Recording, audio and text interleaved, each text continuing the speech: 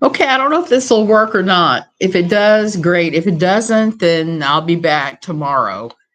But as of right now, this is what you got what you got with me. When you're hot, you're hot. When you're not, you're not. This is a not you're not night. I see I'm getting a lot of error messages. So maybe I should just go out, come back in first thing in the morning because nobody is around, it looks like. And my internet's buggered. So that might act. Hey, Grace Peter, can you actually hear me and see me? This has been one of those days and weeks that, hey, Marlene, it has been quite the crazy week here. No problem. Yay. Okay. So maybe I will just go on and do what I need to do tonight. I've had a crazy week this far. So, hey, Lisa. So I thought I would come on and talk about just a little bit. I have people visiting from the States, friends of my daughters. They're wonderful people. I knew the lady very well because she was a good friend of my daughter's.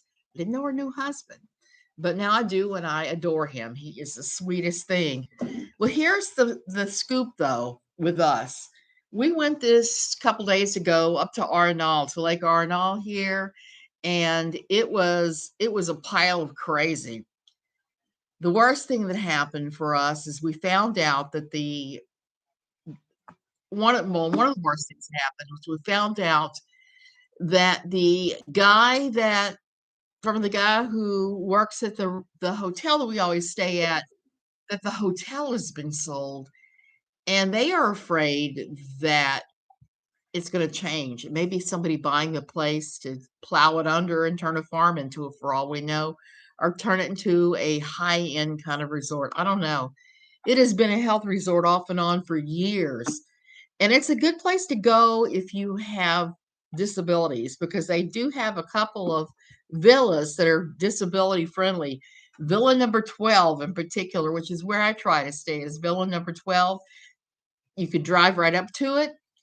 Between where the car parks and the door, there is a wheelchair ramp. You can get there pretty easily if you can walk. If you can't walk and get pushed, you can get there easily. The whole thing is like a glass box. So you can sit in there and while having your coffee, you could watch all the wildlife. I watched all the yeah, Marlene. It is a nice place. It used to be called the Green Lagoon Resort because the Cerro Chato, the dead volcano with the green lagoon at the very top is on the property. I think it's like 180 hectares, they were telling me in size. So it's a big, huge place. Couple of the villas are absolutely great if you are disabled. If you can't do the villas, then there is the actual hotel itself, which is all on one level. It's pretty easy to deal with. And I love that place. It is like the most beautiful garden you've ever seen in your life. So many things. So I stayed in Villa 12 and had crazy things happen. I had wild turkeys come up to the window and start knocking on it like that. Like, are you going to feed me or what? So I was out there feeding the wild turkeys over and over, and they kept coming and knocking on the window. And it just felt magical. It's a magical place. It feels very magical and mystical. I saw Quadamundis come up to the door. So I thought, well, Villa 12 is the best disability thing I could imagine in Arnall. But then I got word that the hotel had been sold. Nobody knows what the new owner is going to do. Nobody knows anything. So I'll keep you apprised. But it used to be called the Green Lagoon. It's now called the Arnall Falls Lodge because it's right next to the Arnall Waterfalls. So we went there. We did that. We did a lot of silly things. We went to go down to where the freebie hot springs where the water comes straight out of the volcano and you can bathe in it. It is absolutely great. There's a freebie space there.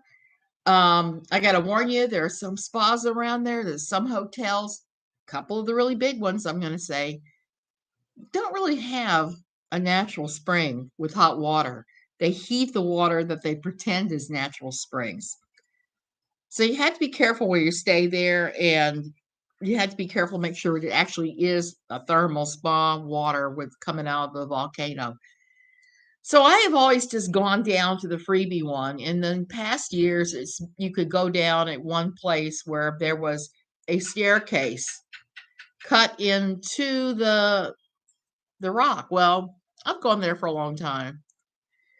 Well, finally somebody decided they were going to make money out of the free slot. So now there's like parking lots galore. You have to pay to park $5, $5.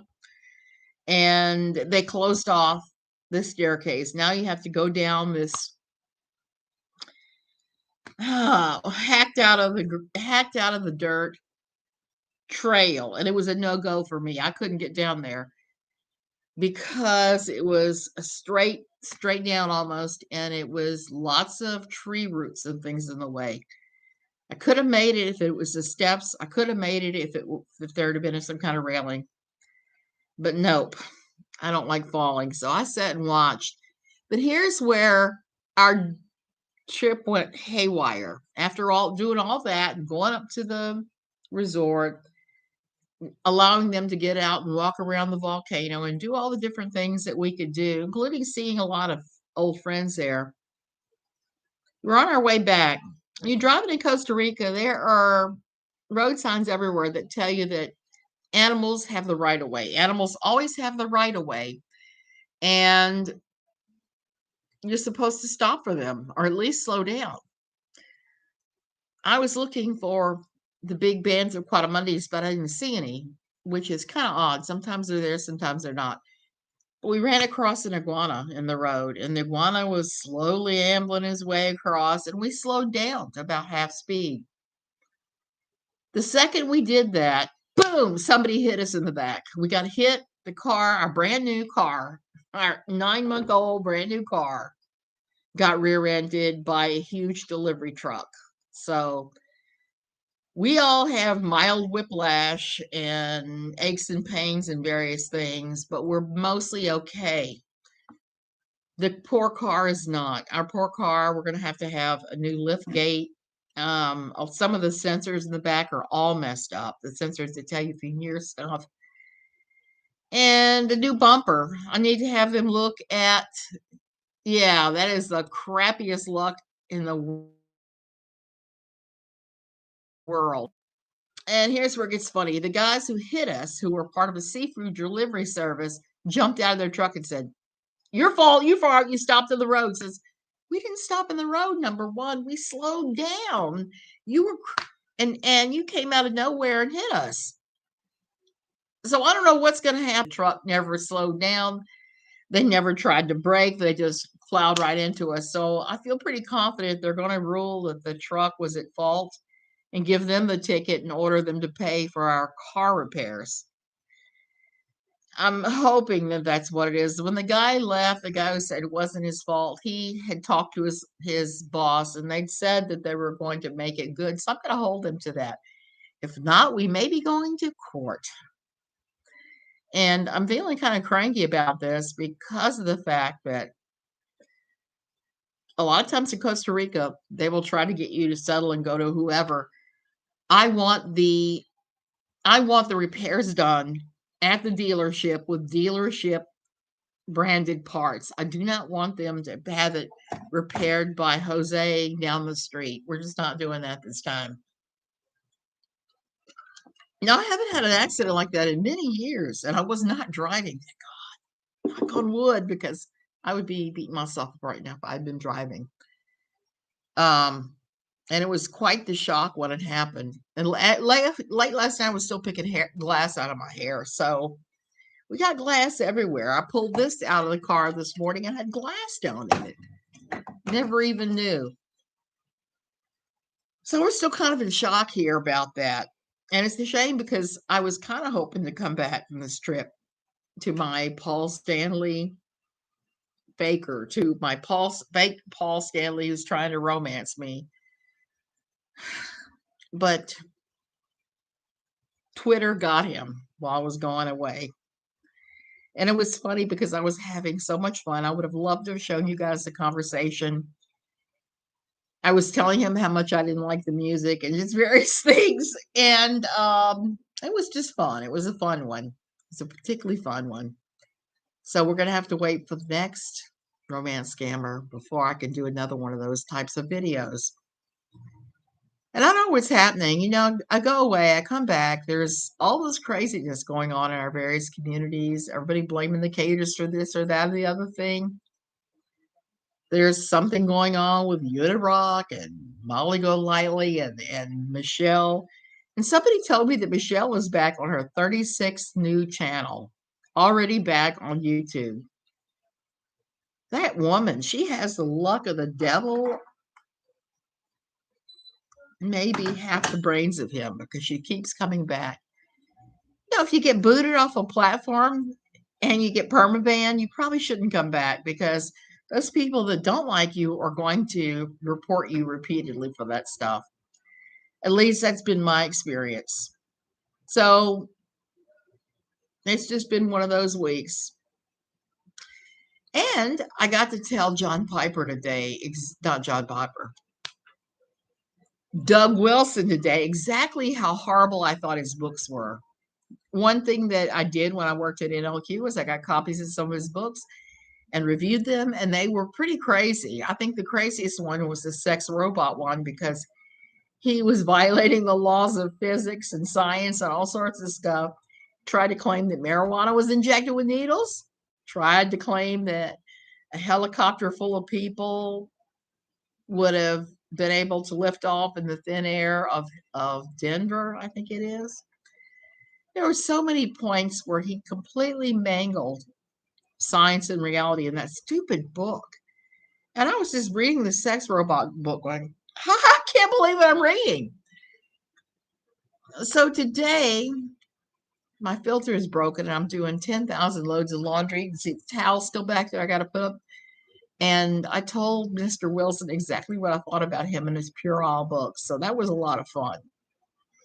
And this has been one of those times when various fundamentalists have decided to come forward and tell me what they think of me, which is always fun. And it gives me stuff to move to Jerks for Jesus. So I'm feeling kind of beat up and strange tonight. I'm getting ready to take my medication and a few muscle relaxers and go back to bed, because I don't see what else I'm going to be able to do until we get the car situation straightened out. I think we're supposed to be going on Tuesday to get an appraisal from the dealership to find out exactly what it's going to cost. And on Thursday, we're supposed to pick up the police report from the police department in Tilleron. And I have to say this. I have seen the police here do all kinds of crazy stuff. And everybody says how corrupt they are. And I've had a few experiences like that too. But the Transitos that came out and investigated the accident, they could not have been more professional and more kind to us while we were shaking glass out of our hair. And I'm jumping out of the car, clutching my back, because being jolted around like that didn't do my back any good and didn't do me any favors. So they were really professional, quite kind. They measured everything. They took tons of pictures. They talked to all of us. And I was just researching the laws on rear end collisions in Costa Rica. And they always write it up as the fault of the person hitting the car. So if that's the case, we should have no problem collecting the money that we need to fix our car from the company that hit us. So that's really what's going on in this world for me, and I am going to go to bed. I love you guys. I'm glad to see some of y'all still up and awake and around. I had a lot that I wanted to say, but my brain is stuck on stupid tonight. Okay, I'll see you guys later.